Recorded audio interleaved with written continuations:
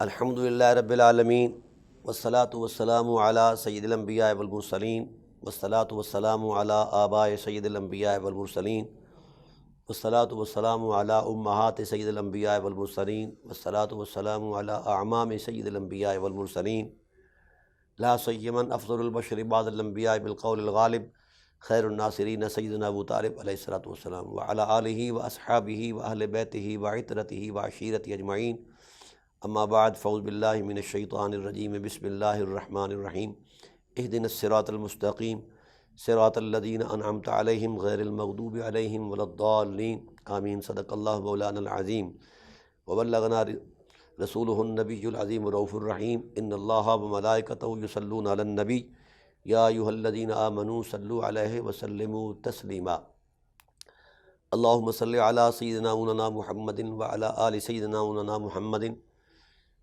کما صلیت علی ابراہیم وعلی آل ابراہیم انک حمید مجید اللہم بارک علی محمد وعلی آل محمد کما بارکت علی ابراہیم وعلی آل ابراہیم انک حمید مجید الصلاۃ والسلام علیک یا سیدی یا رسول اللہ وعلی آلک واصحابک یا سیدی یا حبیب اللہ الصلاۃ والسلام علیک یا سیدی یا خیر خلق اللہ وعلی آلک واصحابک یا سیدی یا زینت عرش اللہ۔ حمد و صلاۃ کے بعد انتہائی واجب القدر حاضرین و ناظرین بحمد اللہ تعالی ہماری سلسلہ وار گفتگو قرآن اور اہل بیت کے حوالے سے جاری اور ساری ہے۔ ہماری پہلی نشست کے اندر گفتگو ہو رہی تھی کہ قرآن اور اہل بیت کیوں ضروری ہیں، ان کی تعلیمات کیوں ضروری ہیں۔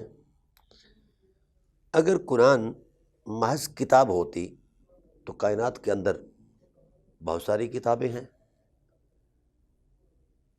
اور اہل بیت علیہ السلام صرف اہل بیت اور سجادہ نشین ہوتے تو بہت ساری دنیا کے اندر سجادہ نشینی بھی موجود ہے اور لوگوں کے گھر والے بھی موجود ہیں، لیکن ان دونوں کا انتخاب نبوت نے اپنی بات کیوں کیا ہے؟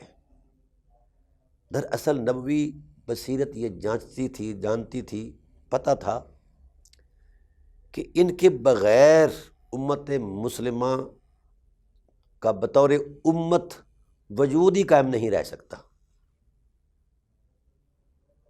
تو امت کے وجود کی بقا کے لیے رسول اللہ صلی اللہ علیہ وآلہ وسلم نے ان دو حقیقتوں کو بیان فرما کے فرمایا کہ جب تک تم ان سے جڑے رہو گے تو پھر تم امت بھی رہو گے، ملت بھی رہو گے، اور عظمت مآب بھی رہو گے، اور ہدایت یافتہ بھی رہو گے، ہدایت دینے والے بھی رہو گے، اور عظمت مآب بھی رہو گے۔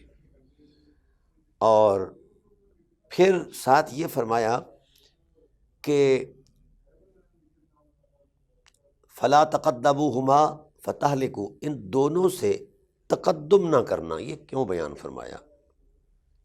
یہ ہماری آج کی گفتگو کا ایک خاص عنوان ہے۔ اس کی وجہ یہ بھی ایک ہے کہ اس کائنات میں رسالت کے بعد جو سب سے زیادہ اعتماد ہیں علم اور حکمت کا، یہی دو ہیں، اور پھر یہ ویسے ہی مقدم ہیں، یعنی کتاب الہی کا تو ازلی کلام ہونا یہ تو ویسے ہی طے ہے ہر ایک کے نزدیک، یہ تو مقدم ہے ہی صحیح۔ تو اہل بیت علیہ السلام ہر لحاظ سے مقدم ہیں، ہر لحاظ سے، اور ان کا تقدم ہر عظمت میں پہلے ہے، ہر عظمت میں۔ تو اس لیے جو الوہی اہتمام کے ساتھ ابتدا سے ہی مقدم ہے، ان کو مؤخر کرنے میں ہی ہلاکت ہے۔ اور آج جو جس ہلاکت کا ہم سامنا کر رہے ہیں یا شکار ہیں، وہ یہی ہے کہ ہم نے ان کو مؤخر کیا ہوا ہے اور ان کے علاوہ کو مقدم کیا ہوا ہے۔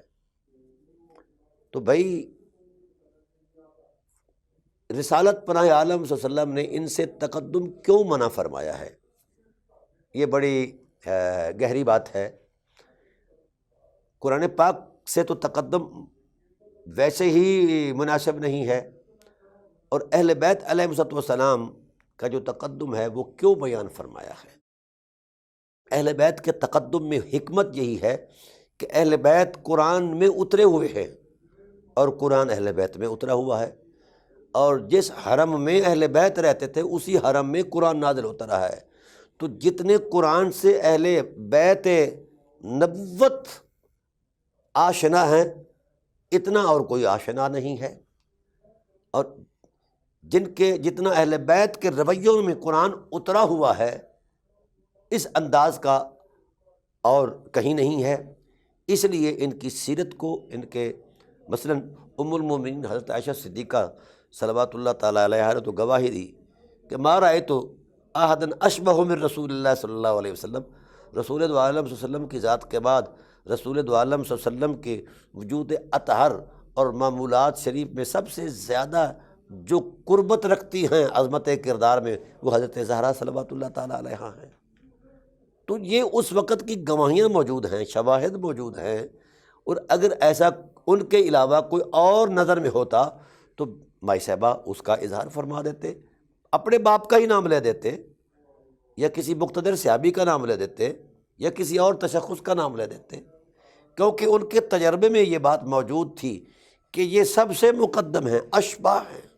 رسالت پناہ عالم صلی اللہ علیہ وآلہ وسلم نے جس وقت سیدہ کائنات صلوات اللہ تعالیٰ علیہا کا نکاح کرنا چاہا تو معیارات نکاح میں 3 چیزیں بیان فرمائیں نبوت کی زبان سے۔ فرمایا اقدمہم علما، انا اقدمہم سلما، اعلمہم علما، اعظمہم حلما۔ یہ 3 معیارات تھے مولا کائنات کے وجود اقدس کے اندر۔ نبی خود کہہ رہے ہیں کہ بیٹا میں آپ کا نکاح اس سے کر رہا ہوں، پہلے تو خدائے ذوالجلال نے کیا ہے عرش عظیم پر، اور میں اس لیے یہاں اس نکاح کا اعلان کر رہا ہوں کہ علی سب سے مقدم ہیں اسلام لانے میں، اظہار اسلام میں سب سے مقدم ہے، علی سب سے مقدم ہے، اور علم میں سب سے اعظم ہیں، عالم ہیں، اور حلم اور تدبر اور حکمت میں سب سے اعظم ہیں۔ یہ 3 خصوصیات ایسی ہیں جو علی علیہ السلام کے علاوہ اور اس تصور میں اس اعتبار سے کسی کے دامن میں نہیں ہے۔ پھر یہ جو تقدم ہے عالم امر سے چلا ہے، یہ ایسا نہیں کہ فرط جذبات نبوت نے کچھ ایسے الفاظ کہہ دی ہے جو میرے عقیدے اور میرے مذہب سے متصادم ہیں، نعوذ باللہ من ذالک، ایسا نہیں ہے، اس کا ایک پس منظر ہے، اور ان کو مقدم کرنے کی ایک فلسفی ہے، اور پھر اس فلسفی کے ساتھ ساتھ نبوی حکمت نے جو دیکھا ہے اسی کے مطابق بیان فرما دیا ہے۔ ان کو مقدم کیوں کیا ہے اور امت کو ان کے ساتھ تمسک کیوں کیا ہے؟ دراصل یہ رسالت پناہ عالم صلی اللہ علیہ وآلہ وسلم کی ذات کے بعد خدا کا بھی اعتماد اول ہیں اور مصطفیٰ کا بھی اعتماد اول ہے، اور یہ ایسا نہیں کہ کسی رکھ رکھاؤ کی صورت میں یہ تصور قائم کیا گیا ہے، تجربی عظمت جو ہے اس کی گواہ ہے۔ کتنے اہتمام کے ساتھ قرآن آیا ہے اور کتنے اہتمام کے ساتھ اہل بیت نبوت علیہ السلام کا ظہور ہوا ہے۔ آپ اگر اس اہتمام کو دیکھ لیں تو حیرت زدہ ہو جائیں گے، کیونکہ آپ صلی اللہ علیہ وآلہ وسلم کے بعد ختم نبوت کا اعلان تو کر دیا گیا تھا، اب فیضان نبوت کا تسلسل جاری رکھنا تھا، اور اس فیضان کے تسلسل میں جو حقائق اور جو روشنیاں مسلم تھی انہی کا انتخاب کیا گیا ہے، اور انہی کے انتخاب کے اندر ہی ہدایت کا تسلسل جو ہے یہ معلوم کیا گیا ہے کہ ہدایت انہی کے دامن میں ہے، اور ان کی مخالفت میں، قرآن کی مخالفت میں یا عطرت کی مخالفت میں کوئی ہدایت نہیں ہے، بلکہ حضور سید عالم صلی اللہ علیہ وآلہ وسلم نے صحابہ سے فرمایا اذا اختلفتم قبیلۃ من العرب فصاروا حزب ابلیس، جو تم میں سے ان سے اختلاف کرے گا، ان کی مخالفت کرے گا، تو وہ مسلمان تو دور کی بات ہے، وہ انسانیت سے ہی ختم کر دی جائے گا، اللہ اس کو ابلیس بنا دے گا۔ یہ شدت الفاظ کیوں ہیں؟ یہ فرط جذبات نہیں، مشیت الہی کی وہ وضاحت ہے جو زبان نبوت نے بیان فرمائی ہے۔ وجہ یہ ہے کہ ان جیسا علم کے اعتبار سے، اخلاق کے اعتبار سے، حرمت کردار کے اعتبار سے، اور حرمت حکمت کے اعتبار سے، شجاعت کے اعتبار سے کوئی بندہ ان جیسا کائنات میں نہ نبوت کو نظر آیا ہے نہ خدا کو نظر آیا ہے۔ اگر کوئی ہوتا نبی علیہ السلام کے بعد تو اس کا ٹائٹل دے دیا جاتا۔ تو جہاں امت کی تشکیل ہوتی ہے اور امت کے معاملات کو جہاں ایڈریس کیا جاتا ہے، وہ صرف مذہب کے تصور میں نہیں کیا جاتا، مذہب کے علاوہ اور بھی انسانی زندگی جو ہے کئی حوالوں سے وہ انسانی زندگی تسلسل پذیر ہے۔ انسان کی معاشرتی زندگی ہے، تہذیبی ہے، تمدنی ہے، قومی ہے، بین الاقوامی ہے، مقامی ہے۔ تو زندگی جہاں جہاں سے گزرتی ہے، زندگی کا ہر تصور عظمت جو ہے اس کے پس منظر میں کوئی روشنی ہوگی تو زندگی چلے گی، ورنہ زندگی نہیں چلے گی، ٹکرا جائے گی۔ اب اس اعتبار سے یہ طے ہوا کہ وہ حقیقتیں نمونہ عمل قرار دی جائیں جہاں زندگی کبھی بھی خطا نہیں کر سکتی، جہاں زندگی کبھی بھی ڈیمیج نہیں ہو سکتی، جہاں زندگی کبھی بھی بے وقار نہیں ہو سکتی، جہاں زندگی کبھی بھی بے حیثیت نہیں ہو سکتی۔ اس لیے انسانی زندگی کی بقا کے لیے رسالت پناہ عالم صلی اللہ علیہ وسلم نے قرآن کا انتخاب فرمایا اور اہل بیت علیہ السلام کا انتخاب فرمایا۔ اور پھر اس انتخاب کے پس منظر میں بڑے بڑے جذبات ہیں، بڑی بڑی تاریخ ہے۔ یہ صرف ایسے نہیں کہ ان کو سجادہ نشینی مل گئی ہے، نہیں، اس کا ایک پس منظر ہے، اور قرآن کریم نے اس بات کو بیان فرمایا ہے۔ فرمایا میرے حبیب ان اللہ اصطفیٰ آدم و نوحا و آل ابراہیم و آل عمران علی العالمین۔ ہم نے شان مصطفیت بخشی، جناب آدم علیہ السلام کو اپنا خلیفہ بنایا، منتخب کیا، پہلے ان کو مصطفیٰ بنایا پھر ان کو خلیفہ بنایا۔ انی جاعل فی الارض خلیفہ، ہم نے اپنا نائب زمین میں بھیجا ہے، کیا کرے؟ وہ انسان کی انسانیت کی حفاظت کرے، انسان کی اخلاقی، روحانی، دینی، سماجی، معاشرتی اقدار میں ایک اسوہ بن کر تعلیم دے، اور ایک مضبوط پیرائے میں انہیں آئینہ دے جس میں انسان اپنی تراش خراش کر کے اپنی انسانیت کے چہرے کو خوشنما اور خوبصورت رکھ پائیں۔ اور جہاں جہاں کسی خد و خال کے اندر کوئی تراش خراش ہو تو وہاں وہاں اس آئینے میں اتر کر وہ اپنے انسانی فیس سے وہ چیزیں ہٹا سکتا ہے۔ تو آدم علیہ السلام کو کیوں خلیفہ بنایا گیا؟ کہ اس نے الوہی نظام کی تشکیل میں اپنا کردار دینا ہے اور اپنی نبوی عظمت کے ساتھ انسانیت کو انسانیت سکھانی ہے۔ انسان کو صرف پیکر خاکی کے اعتبارات سے ہی نہیں ڈیل کرنا، ایک رویے کی حرمت میں بھی ڈیل کرنا ہے۔ تو لہٰذا اس اعتبار سے حضرت آدم علیہ السلام مصطفیٰ ہوئے، اس لیے ان کو خلیفۃ الارض بنایا گیا۔ اور پھر فرمایا ان اللہ اصطفیٰ آدم و نوحا، پھر اسی نظام کے تسلسل کو 1000 سال بعد جس وقت وہ دنیا اس انداز کی بکھر گئی پریشان، تو اللہ تعالیٰ کی ذات والا صفات نے ایک دوسرا مصطفیٰ جس کو حضرت نوح علیہ السلام کہا جاتا ہے، وہ اس شان کے لائق بنے کہ ان کو مصطفیت کا تاج بنا کر کائنات ارض کے اندر جو ہے وہ اخلاقی عظمتیں، وہ دینی شعور اور وہ انسانی عظمتوں کی بحالی کے لیے ان کو بھیجا گیا، مصطفیٰ بنایا گیا۔ اس نظام کی وہ انتخاب کیا گیا نظام الہی کے لیے۔ حضرت نوح علیہ السلام کا، آدم علیہ السلام کا نظام الہی کے لیے انتخاب ہوا ہے۔ یہ ہے استفائیت اپنی تعبیر میں، اپنے کردار میں۔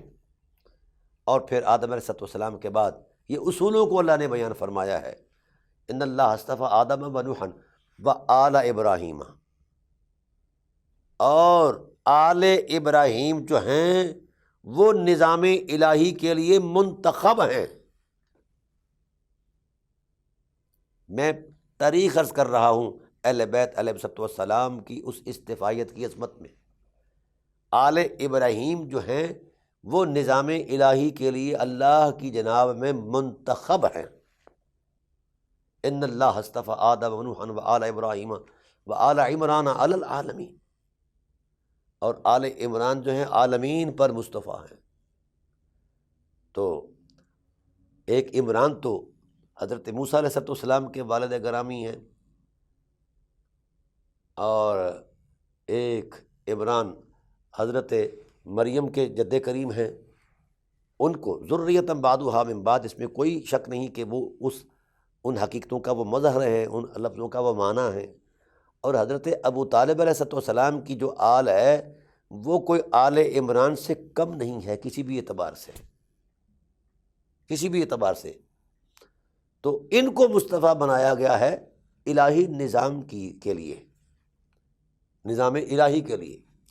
ان اللہ اصطفیٰ آدم، اور پھر جس وقت یہ اصولوں کو قرآن پاک نے بیان فرمایا تو رسول خدا صلی اللہ علیہ وآلہ وسلم کی ذات والا صفات نے اپنی نبوی زبان سے اس کی وضاحت فرمائی۔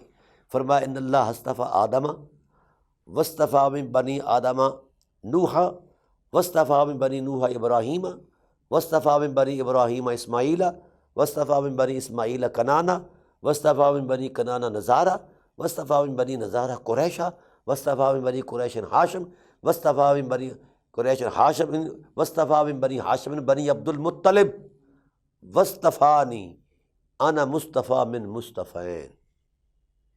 یہ ہے ایک پوری انسانی تاریخ کا تسلسل شان اصطفائیت میں نظام الہی کی بقا کے لیے، قیام کے لیے، فروغ کے لیے ان مصطفیٰؤں کا انتخاب ہوا ہے۔ ایسے نہیں کہ کسی کو سجادہ نشینی کے لیے منتخب کر دیا گیا ہے، نہیں، یہ روایتی سجادہ نشینی نہیں ہے، یہ الہی نظام پر پہرا دینا ہے، اس کو نافذ کرنا ہے، ان کو قوت نافذہ بنا کر اللہ تعالیٰ کی ذات نشان اصطفائیت بخشی ہے۔ تو آدم علیہ السلام بھی نظام الہی کو لے کر تشریف لائے اور اس کے فروغ کے لیے کردار دیا۔ پھر آدم علیہ السلام کی اولاد سے حضرت نوح، جو دوسرا اصول ہے، آدم ثانی ہے، ان کو بیان کیا گیا ہے، وہ بھی الہی نظام کی تعبیر اور تشریح کے لیے عظمت کردار بن کر تشریف لائے۔ پھر آدم علیہ السلام کے بعد نوح علیہ السلام، نوح علیہ السلام کے بعد تیسرا جو اصول ہے وہ حضرت ابراہیم علیہ السلام ہیں، ان کو نظام الہی کے لیے بھیجا گیا ہے، اور یہ منتخب ہے نظام، اس نظام کے لیے منتخب کیا گیا ہے، خیالات میں انتخاب نہیں ہے۔ اگر اصطفائیت کو ہم انتخاب کے ٹائٹل پر بیان کریں، چناؤ کے تصور میں بیان کریں، اور پھر ابراہیم علیہ السلام سے حضرت اسماعیل علیہ السلام کو منتخب فرمایا گیا اس الہی نظام کے لیے، پھر حضرت اسماعیل علیہ السلام سے ان کی اولاد حضرت قیدار جو ہیں ان کو، کنانا سے جناب قریش کو، قریش سے پھر ہاشم علیہ السلام کو، ہاشم علیہ السلام سے پھر عبد المطلب علیہ السلام کو، پھر ان کی اولاد کو، ان کے بعد حضرت ابو طالب علیہ السلام اس الہی نظام کے ترجمان بن کر تشریف فرما ہوئے اپنے وقت میں۔ پھر حضور سید عالم صلی اللہ علیہ وسلم نے فرمایا انا مصطفیٰ من مصطفین، میں ان دو مصطفیٰؤں سے مصطفیٰ ہوں جو میرے والدین کریمین علیہ السلام ہیں، حضرت سیدہ محسن عالمین مخدوم کائنات حضرت آمنہ صلوات اللہ تعالیٰ علیہ ہے، حضرت عبداللہ علیہ السلام ہیں محسن عالمین۔ تو یہ اتنے بڑے تقدس مآب ٹائٹل پر حضور صلی اللہ علیہ وسلم کا خاندانی پس منظر ہے، تو اسی پس منظر کی روشنی میں رسالت پناہ عالم صلی اللہ علیہ وسلم نے اپنی نبوت کے بعد جو پیش منظر تھا اس کے لیے، اس الہی نظام کے لیے قرآن اور اہل بیت کا انتخاب فرمایا ہے۔ یہ اصطفائیت ہے۔ اور کیوں ایسا؟ ان کا ہی انتخاب کیوں کیا اور کا کیوں نہیں ہوا؟ دراصل الہی نظام میں اولین ترجیح جو ہے اخلاقی طہارت کی ہے، الہی نظام میں اولین ترجیح جو ہے یہ حسن معاشرت کی ہے، الہی نظام میں اولین ترجیح جو ہے وہ ضابطے ہیں جس سے انسانیت کی بقا کر تقدس موجود ہے، قائم ہو۔ تو یعنی اس کی آئینی حیثیت جو ہے، قانونی حیثیت جو ہے، اور فرد سے لے کر معاشرے تک، معاشرت سے لے کر قومی اور بین الاقوامی حالات تک وہ سارا نظام وہ چلاتے رہے، ہوتا رہا ہے، اور لوگ اس سے مستفید ہوتے رہے ہیں۔ جو اس نظام سے وابستہ رہے وہ دور مقدس دور رہا ہے، اور جو اس نظام سے بغاوت کرتے رہے ہیں وہ خود بھی پریشان رہے ہیں اور دوسروں کو بھی پریشان کرتے رہے ہیں۔ تو اس الہی نظام کی عظمت میں یہ ان لوگوں کا انتخاب کیا گیا ہے۔ اب اگر انسانی معاشرت میں اگر طہارت پیدا کرنی ہو تو کسی طاہر اور مطہر اسوہ کی ضرورت ہے، کہ کوئی ایسا صاحب اسوہ ہو جس کے اخلاق کی طہارت اتنی بلند ہو جتنی بلندی خدا چاہتا ہے۔ کوئی آئے ایسا جو کردار دے، حسن طہارت کا دے، حسن اخلاق کا دے، حسن معاشرت کا دے، جہاں جہاں سے زندگی کی رونقیں جو ہیں وہ تسلسل پذیر ہوتی ہیں، وہاں وہ کردار دے اسوہ بن کر، تو اس لیے ان کا انتخاب کیا گیا ہے۔ تو پس منظر کے اندر رسالت پناہ عالم صلی اللہ علیہ وسلم کے جتنے بھی آباء و اجداد گزرے ہیں اور جتنی بھی وہ حرمتیں گزری ہیں، جتنے بھی استفائیت کی شان لے کر تشریف فرما ہوئے ہیں، ان کو اسوہ بنایا گیا ہے۔ ان کو اسوہ بنایا گیا ہے، کس کا؟ حسن معاشرت کا، حسن اخلاق کا اور طہارت کردار کا۔ اس لیے قرآن کریم نے ٹائٹل پر کہا ہے، ٹائٹل کے طور پر کہا ہے، انما یرید اللہ لیذھب عنکم الرجس اہل البیت ویطہرکم تطہیرا۔ تو قدرت نے اپنی الوہی نظم کے ساتھ ان نفوس قدسیہ کی طہارت فرمائی ہے۔ تو انسان کسی کو طہارت کا درس تب دے سکتا ہے جب اس کا اپنا تن من پاک ہو۔ تو اگر تن من پاک نہ ہو تو وہ اسوہ نہیں بن سکتا۔ تو اس لیے ضروری ٹھہرا کہ الہی نظام کے لیے ایسے نفوس قدسیہ کا اہتمام کیا جائے جن کی طہارت معیار طہارت ہو، جن کی عصمت معیار عصمت ہو، جن کا تقدس معیار تقدس ہو، تاکہ وہ اپنے کردار کی روشنی سے انسانی معاشرے کے اندر وہ تقدس پیدا کر سکے، وہ حرمت کردار پیدا کر سکے، وہ طہارت، وہ معاشرتی طہارت پیدا کر سکے، جس سے انسانیت جو ہے اپنی بقا کی طرف ماہ سفر ہو اور ایک دوسرے کے ساتھ انسانی رویوں کے احیاء کی صورت میں آگے بڑھے اور انسانیت ترقی پذیر ہو اور آگے بڑھے۔ تو جب تک کوئی خود طاہر نہیں ہے وہ مطہر کیسے ہو سکتا ہے؟ تو یہ ضروری ٹھہرا، یہ ضروری امر ہے کہ جس نے بھی اسوہ دینا ہے اس کا طہارت مآب ہونا ضروری ہے۔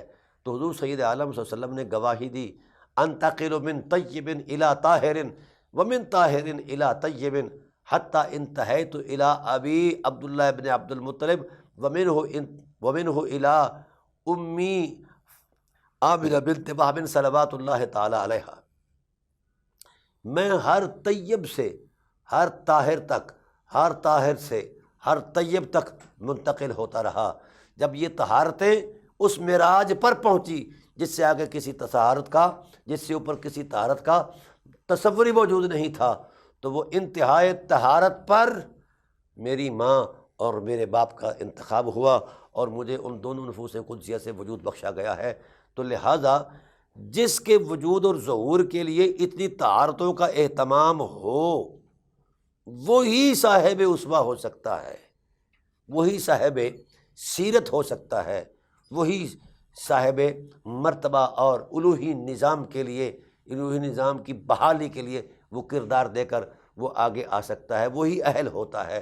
تو اس تسلسل کو جو طہارت مآب رہا ہے پس منظر کے اندر، پوری تاریخ انسانیت کے اندر، اسی چیز کو رسالت پناہ عالم صلی اللہ علیہ وآلہ وسلم نے مد نظر رکھا اور قرآن کریم کے اندر اسی تصور کو بیان کیا گیا کہ محبوب یا ایھا الرسول بلغ ما انزل الیک من ربک، اے میرے حبیب وہ راز افشا کر دو جو سینہ الست سے آپ کے سینے میں اتارا گیا تھا، اس کو واضح کر دو۔ تو اس وقت حضور سید عالم صلی اللہ علیہ وآلہ وسلم نے ولایت علی کا اعلان کر دیا ہے۔ تو میں تمام مکاتب فکر سے یہ عرض کرنا چاہتا ہوں کہ اس پر اب بحث نہیں بنتی۔ ہاں، جو لوگ خلافت راشدہ کا اعتماد کرتے ہیں، سبحان اللہ، خلافت راشدہ کی طاقت کا نام حضرت علی کرم اللہ وجہ الکریم ہے۔ یعنی جو تشکیل قدرت نے بیان فرمائی ہے، جو تشکیل نبوت کی زبان سے آئی ہے، جس کے لیے ولی امر کا انتخاب ہوا ہے، کیا ان کے خطوط پر بھی ہم نے کبھی غور کیا ہے؟ نقوش عظیمت پر بھی کبھی غور کیا ہے؟ اور ان کی زہد اور ریاضت کی حرمت پر بھی کبھی غور کیا ہے؟ اور ان کی ترجیحات پر بھی کبھی غور کیا ہے؟ جس سسٹم کے تحت انہوں نے کائنات کو چلایا ہے اس سسٹم کے خد و خال پر بھی کبھی ہم نے غور کیا ہے؟ کبھی اس سسٹم کو سمجھا ہے، اس نظام کو بطور نظام سمجھا ہے؟ ہم اگر چاہتے ہیں کہ ہم الہی نظام پر چلیں تو پھر الہی نظام کے لیے جن کا انتخاب ہوا ہے ان کی اقتداء کریں، ان کو مقتدا مانیں۔ ہم صرف اپنے خیالات کی تسکین کے لیے یہ مذہبی جوڑ توڑ کرتے رہتے ہیں، کردار دینے کے لیے ہمارے پاس نہ وقت ہے، نہ صلاحیت ہے، نہ شعور ہے، نہ جذبے ہیں، نہ ضمیر میں یہ اعتدال موجود ہے کہ ہم ادھر جائیں جدھر ہماری اصل ہے۔ ہاں بحث ضرور ہے ہمارے ہاں، تو جب تک ہم بحث میں رہیں گے امت کو ہم کردار نہیں دے پائیں گے، اور آنے والی نسلیں ہمارے وجود کو تعفن سمجھیں گی کہ جانے والوں نے ہمارے لیے چھوڑا کیا ہے۔ اگر ہم کچھ چھوڑ جائیں گے تو آنے والی نسلیں ان قدروں پر پہرا دے کر اپنی زندگی کی روشن حقیقتوں کی معراج تک جا پہنچیں گے، اور اگر ہم نے کچھ بھی نہیں چھوڑا، صرف بحث چھوڑی ہے، تو آنے والی نسل بھی بحث کرتی رہے گی۔ جس دن ہم نے ان رویوں کو اپنا لیا تو الحمدللہ یہ امت ہو جائے گی۔ ویسے بھی میں نے کئی مرتبہ اس بات کی وضاحت کی ہے کہ یہ جو تفرقہ ہے یہ صرف اس لیے ہے کہ ہم نے ثقلین پر بحث شروع کی ہوئی ہے۔ جس دن ہم ثقلین پر ایمان لے آئیں گے اور ان کے اس معیار کو، اور جو ان کو اللہ نے جس نظام کے لیے منتخب فرمایا ہے، رسول خدا صلی اللہ علیہ وسلم نے منتخب فرمایا، اس نظام کی حرمت میں اتریں گے تو بحث کے لیے ہمارے پاس وقت ہی نہیں بچے گا۔ زندگی ایسی رونق میں چلی جائے گی کہ ہم صرف محظوظ ہی ہوتے رہیں گے زندگی کی حرمتوں سے۔ ہمارے پاس نہ تلخی کے لیے نہ مزاج بچے گا، نہ خیال بچے گا۔ لیکن یہ کب ہے؟ جب ہم اپنے آپ دیکھو، ایک اینٹ جب بنتی ہے وہ کچی مٹی کی بنتی ہے، وہ مٹی کا اتنا سارا حصہ اٹھایا جاتا ہے اور ایک سانچے میں ڈالا جاتا ہے۔ وہی اینٹ عمارت کا حسن بنتی ہے، باعث بنتی ہے، طاقت بنتی ہے، جو کسی سانچے میں ڈھل کر آئے۔ جو بغیر سانچے کے ہو وہ مٹی کا تودہ تو ہو سکتا ہے، عمارت کا حسن نہیں بن سکتا۔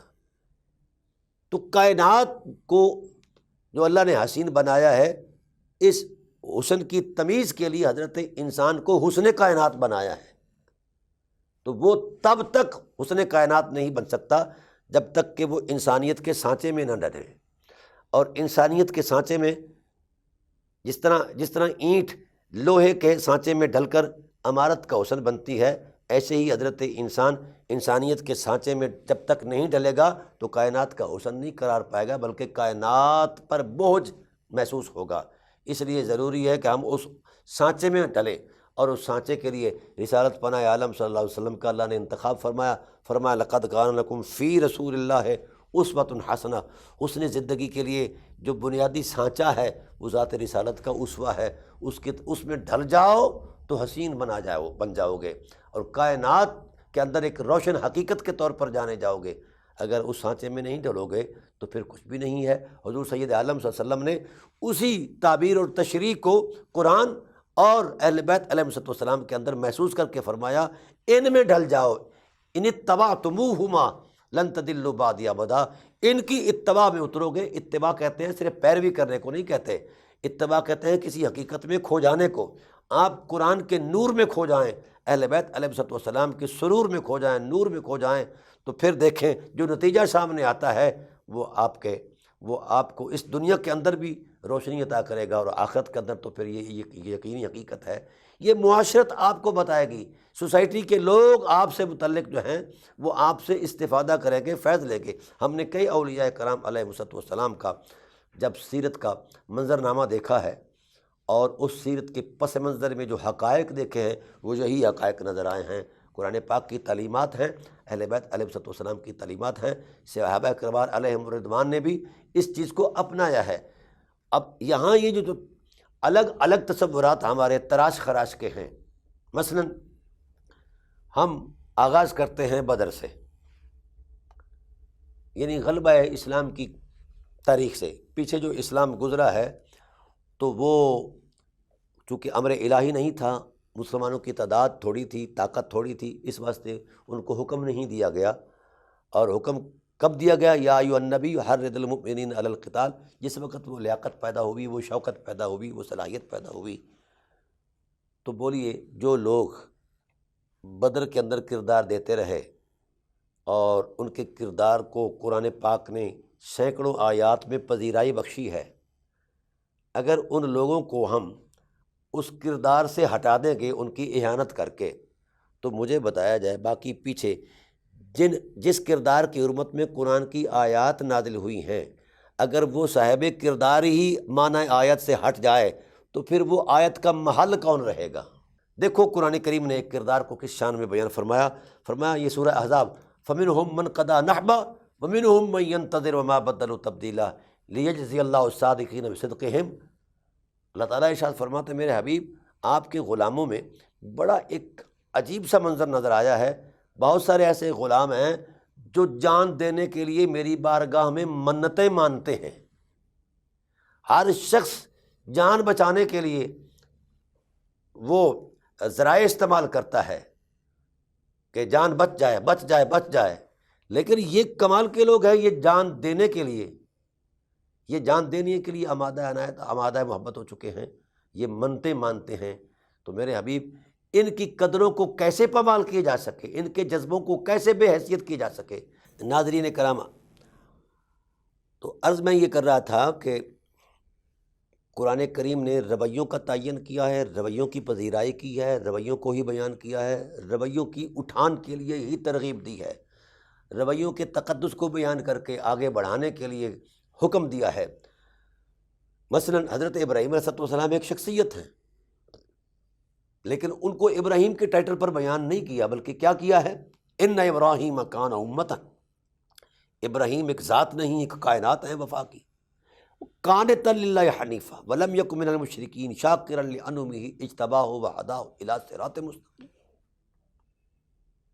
وہ کیا شخصیت تھی؟ قانت تھے، اللہ کی بارگاہ میں وہ اس قدر بندگی میں اترنے والے تھے کہ ان کی بندگی کمال بندگی ہے اور معراج بندگی ہے۔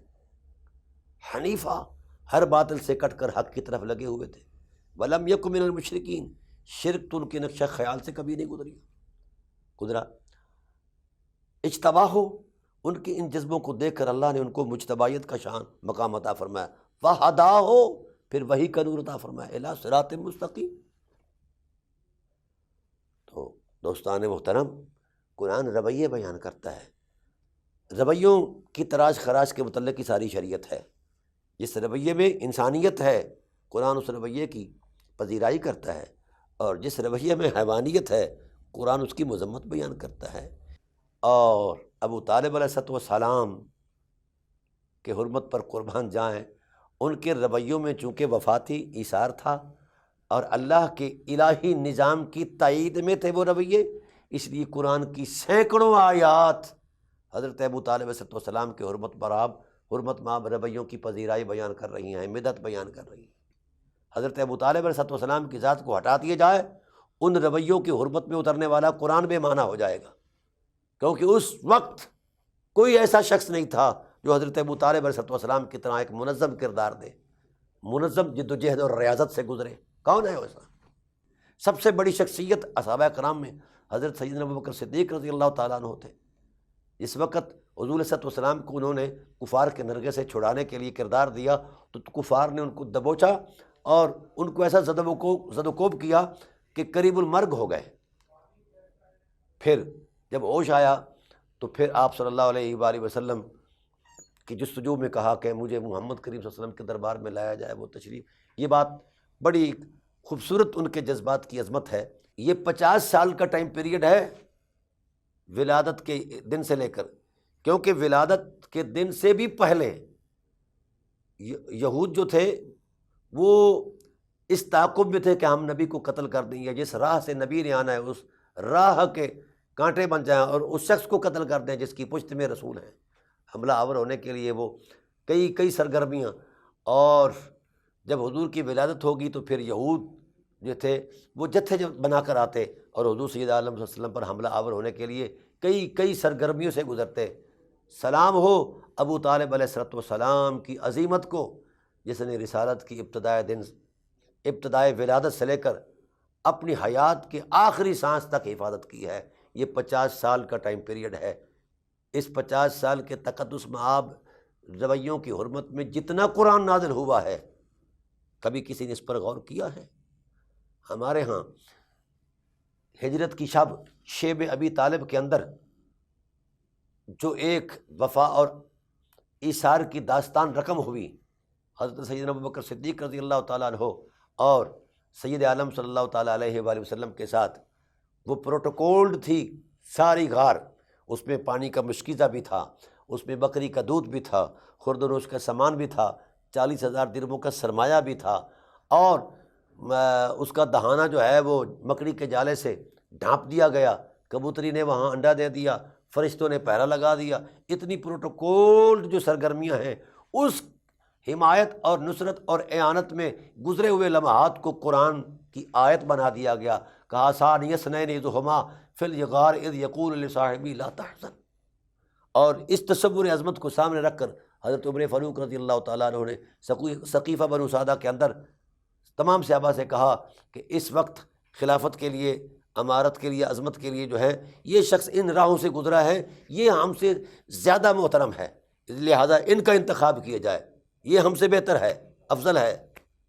تو بھائی میں اسی حقیقت کو سامنے رکھ کر، اسی کو آئینہ بنا کر امت کو ایک پیغام دینا چاہتا ہوں کہ جہاں 3 دن کا تسلسل اس پروٹوکول اعتبار سے وفاق کے پیمانے میں وہ گزرے ہوئے لمحات ہوں، وہ اگر اس شان کے مالک ہیں تو وہ 50 سال امت کیوں کھا گئی، جس کا ہر لمحہ ایک نئی قیامت تھا۔ کوئی فرشتہ، ملکوتی فرشتہ حفاظت کے لیے نہیں آیا، رسالت کی حفاظت کے لیے کوئی حفاظتی تدبیر نہیں آئی۔ کسی بھی صحابی کا وہاں اس ٹائم پیریڈ میں کوئی کردار نہیں ملتا، کوئی سپاہی نہیں تھا، کوئی پروٹوکول آفیسر نہیں تھا، کچھ بھی نہیں تھا۔ اگر تھا اس سارے تقدس مآب سلسلے کی حفاظت کے لیے اگر کوئی وجود تھا تو وہ سید بطحہ، امام الحنفاء، افضل البشر بعد الانبیاء حضرت ابو طالب علیہ السلام کا وجود تھا۔ امت یہ کھا گئی، اس حرمت میں اترنے والی تمام سینکڑوں آیات ہضم کر گئی۔ کیوں بھائی؟ کس نے حق دیا ہے اہل علم کو کہ اس حقیقت کو ہضم کر جائیں؟ جس حقیقت کو خدا نے پہلا اعتماد قرار دیا ہے اور قرآن نے اس کو احسان کی عظمت میں بیان فرمایا ہے کہ ساری کائنات لقد من اللہ علی المؤمنین اذ بعث فیہم رسولا، ساری کائنات پر وجود رسالت احسان ہے، اور وجود رسالت پر سید بطحہ افضل البشر بعد الانبیاء حضرت ابو طالب علیہ السلام کی ذات احسان ہے۔ کیا یہ حقائق امت کے سامنے نہیں ہیں؟ کیا یہ شرافتیں جو ہیں اور یہ عظیمت مآب قربانیاں جو ہیں یہ امت کے سامنے کیوں نہیں ہیں؟ اس کو کیوں ہضم کر لیا گیا ہے؟ پھر 3 دن وہ شیب ابی طالب کے وہ تقدس مآب وہ کدھر ہضم کر لیے گئے ہیں؟ وہ جان کا حالات جو شیب ابی طالب میں 3 سال تک گزرے، مقتل نبوت پر قتل ہونے کے لیے وجد کرتے ہوئے 3 سال تک علی سوئے ہیں، اس ٹائٹل پر کوئی آیت نازل نہیں ہوئی۔ کیا قرآن میں اس طرح کا بھی تصور ہو سکتا ہے کہ قرآن اس طرح نعوذ باللہ من ذالک غیر عادلانہ تصور میں اپنے آپ کو پیش کر سکتا ہے؟ نعوذ باللہ من ذالک۔ وہ کدھر ہے وہ آیتیں؟ 3 دن کی وفاؤں میں تو قرآن آ گیا ہے، اور وہ یہاں پروٹوکول تھا، یہاں حفاظتی تدبیریں تھیں، اور شیب ابی طالب میں تو صرف اذیت، تنگی، بھوک، افلاس اور ٹوٹے ہوئے ارمان، بکھرے ہوئے خیالات، حالات، اور ہر طرف سے دشمنوں نے گھات لگا کر بیٹھے ہوئے تھے، اور کارڈن آف کیا ہوا تھا سارا ایریا۔ کیا ان حالات میں قرآن جب کہتا ہے وَالْمُوفُونَ بِعَهْدِهِمْ اِذَا عَاهَدُوا وَالصَّابِرِينَ فِي الْبَأْسَاءِ وَالضَّرَّاءِ وَحِينَ الْبَأْسِ، حبیب ہم ان کی وفاؤں کو سلام کرتے ہیں جنہوں نے ایسے حالات میں آپ سے وفا کی ہے کہ جب تنگی کو بھی تنگی محسوس ہونے لگی، انتہا درجے پر وہ چلی گئی اذیتیں، اس وقت میں کردار دینے والا کون ہے؟ اس تصور کو، اس عظمت کو، اس عظیمت کو امت کیوں نہیں احسان کے طور پر یاد کرتی، اور امت اس سے روشنی کیوں نہیں لیتی؟ وہ قرآن کدھر گیا ہے؟ آئیے دوستو، وفا سیکھو اور عظیمت مآب جذبے سیکھو، خیالات کی دنیا سے، مذہبی افکار سے تراشے ہوئے تصور دین سے لوٹ آؤ، فطرت میں آ جاؤ اور قرآن اور اہل بیت کے ساتھ وابستہ ہو جاؤ، یہی نجات کی ضمانت ہے۔ انشاءاللہ العزیز اس کا بقیہ اگلی نشست میں ہم بیان کریں گے۔ اللہ تعالیٰ میری آپ کی حاضری کو شرف قبول سے سرفراز فرمائے۔ وما علینا الا البلاغ المبین۔